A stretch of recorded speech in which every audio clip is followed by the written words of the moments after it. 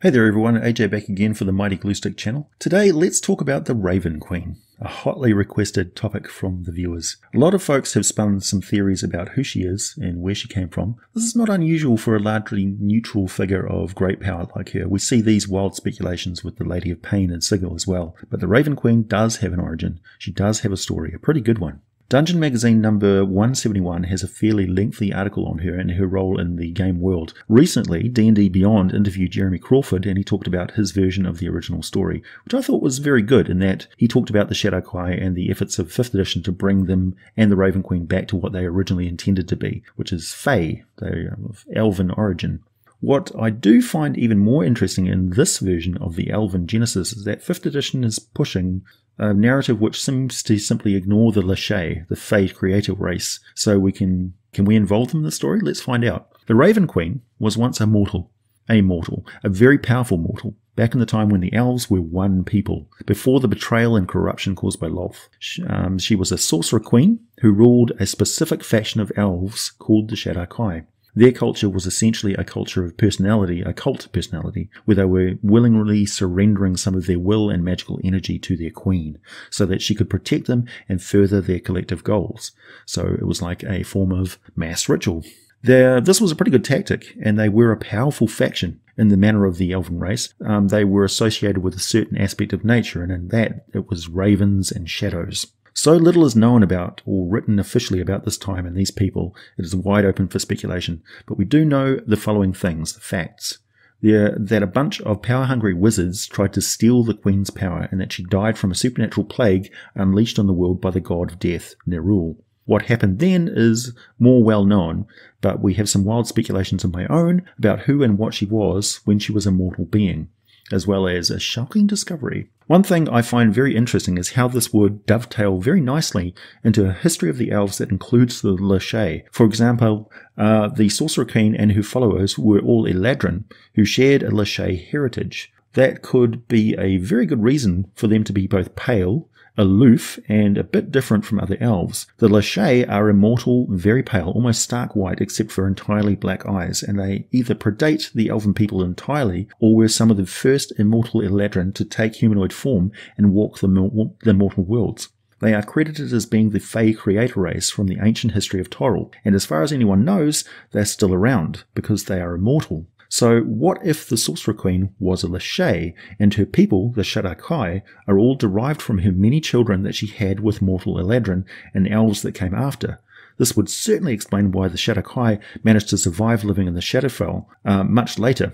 It would also explain why their culture is so different from other elves, and always has been. Also, why they were a breed apart that was not really involved in the elven crisis or of Arashnes, who would later become Lolth's betrayal of Corellin and the banishment of the Illitheri, the Dark Elves who became the Drow. But is that true?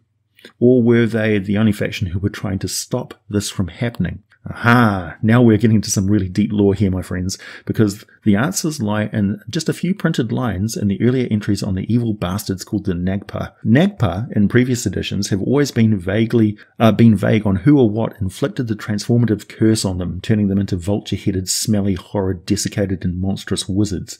In fact, the Nagpa were liable to actively hunt down and kill anyone who learnt the secret of their origin, because it fills them with a great sense of shame and rage. What we do know is that a cabal of 13 wizards capitalized on the collapse of the elven civilization and sought to take power for themselves in the ensuing chaos, and they made the very big mistake of targeting the Sorcerer Queen of the Shadow Kai, who at the time was trying to cast a very powerful ritual to prevent the war between the elven gods, to actually stop the war between Corellin and Lolth.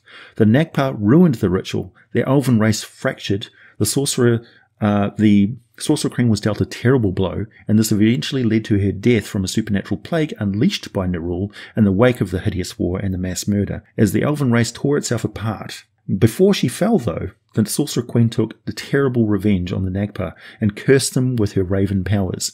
The Nagpa would never gain knowledge for any living thing, and they would be doomed to pick over the ruin that they had caused for the rest of their existence.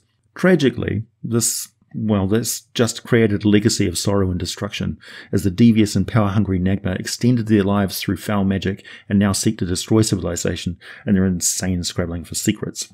It's kind of interesting that this is the same sort of curse that befell the Kenku, removing their ability to innovate.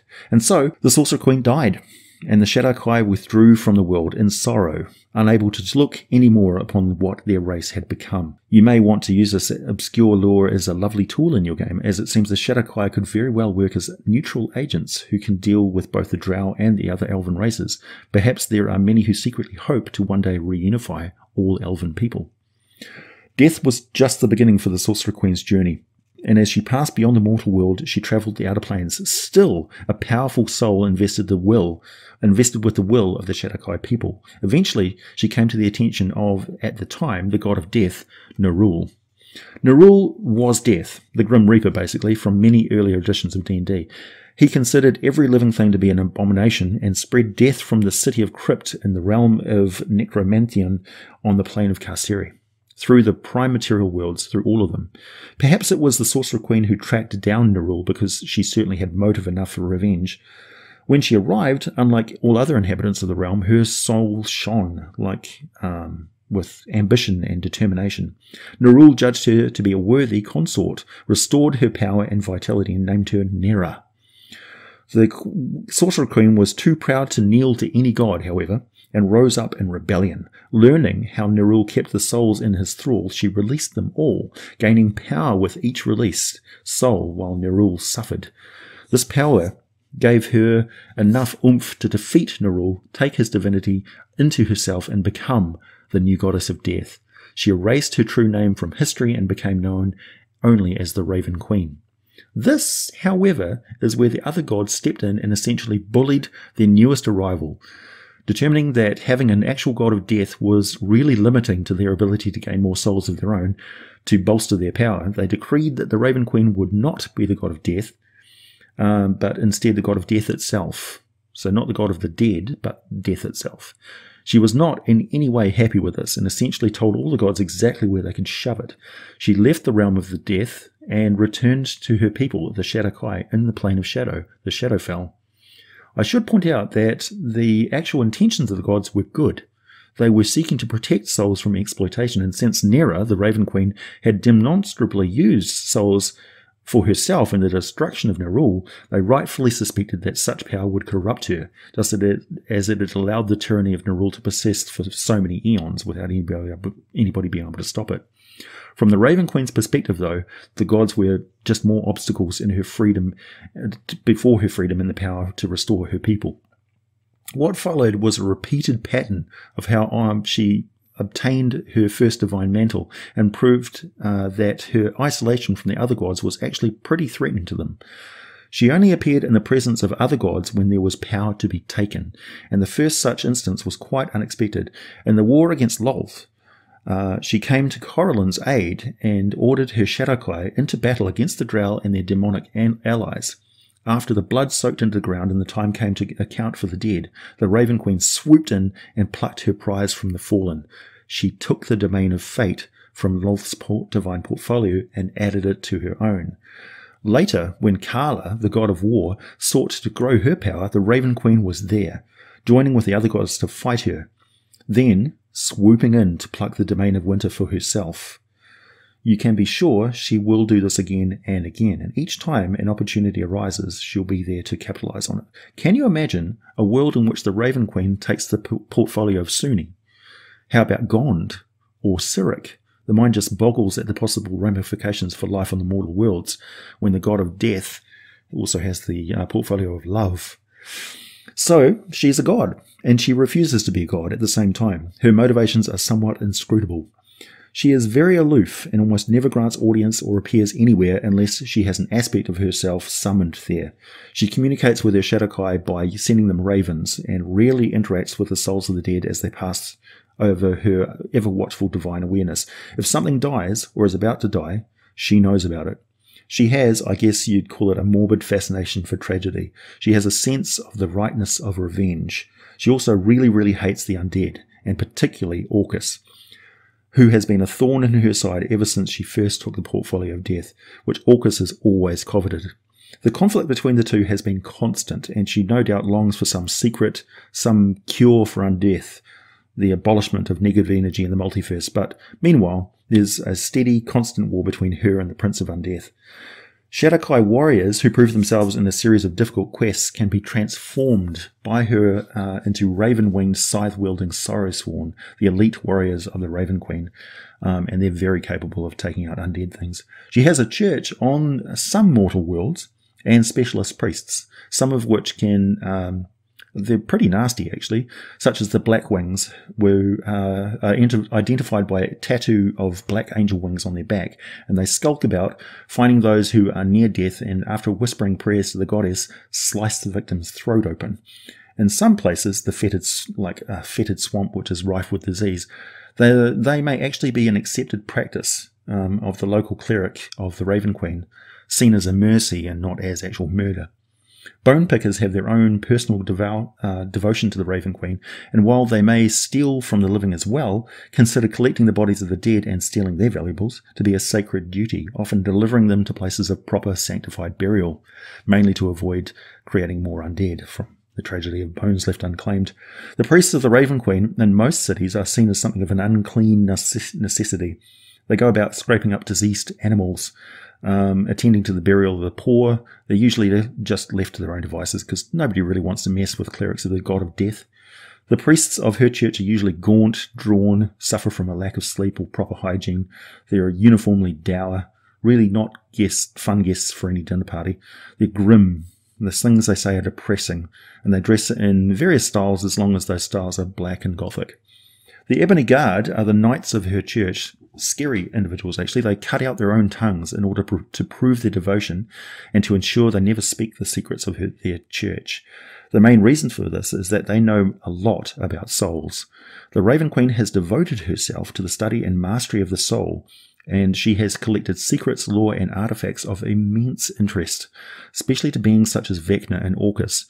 Even knowledge of the other god, this knowledge is things that other gods would do almost anything to acquire because souls are their stock and trade. They're basically the batteries of the afterlife, of the higher planes. Attending a ceremony in a temple of the Raven Queen or run by her clergy, you'll usually find yourself in a cloud of exotic smoke billowing from these very heavy censers which are swung by large muscular priests of her faith. The censers are filled with a mixture of mind-altering herbs designed to calm down everyone who inhales it. This ensures that mourners of the dead are kept suitably quiet and respectful of the temple's solemn silence, so they don't like people crying and wailing. Don't forget that when a god dies, they are still worshipped by many, and many worshippers of the god of Nerul, for instance, consider the Raven Queen to be nothing more than an usurper and will actively work against the clergy or servants of the Raven Queen. Nerul is still alive on some vague planes of existence, but he's dead in the ones that the Raven Queen took over. That's just the multi-planar, pan-dimensional nature of gods. Forming a pact with the Raven Queen is pretty popular among player characters these days, so consider the spells granted and the overall motivations and actions for that character. The Raven Queen is not the sort of patron to meddle in the character's affairs or communicate with them directly at all, but she does know a lot about what is going on in the mortal worlds and may send ravens or give signs and portents in the way fitting for a goddess of the fates, so tarot cards, that sort of thing. So if they go to see a fortune teller, for instance, the fortune teller may get some pretty accurate information. That about covers it for most of what you need to know about the Mistress of Winter, the Lady of Fates, the Lady of Endings, Nera, the Raven Queen. Feel free to ask questions, post more info and corrections down below, as always. I love talking about D&D, I'm just here to learn and pass on what I know, but certainly don't know everything. Not by a long shot, not yet anyway. Massive thanks to my patrons. Remember, feel free to request a video on any D&D subject. Meanwhile, that's it for me, and thanks for listening, everybody. As always, I'll be back with more D&D lore for you very soon.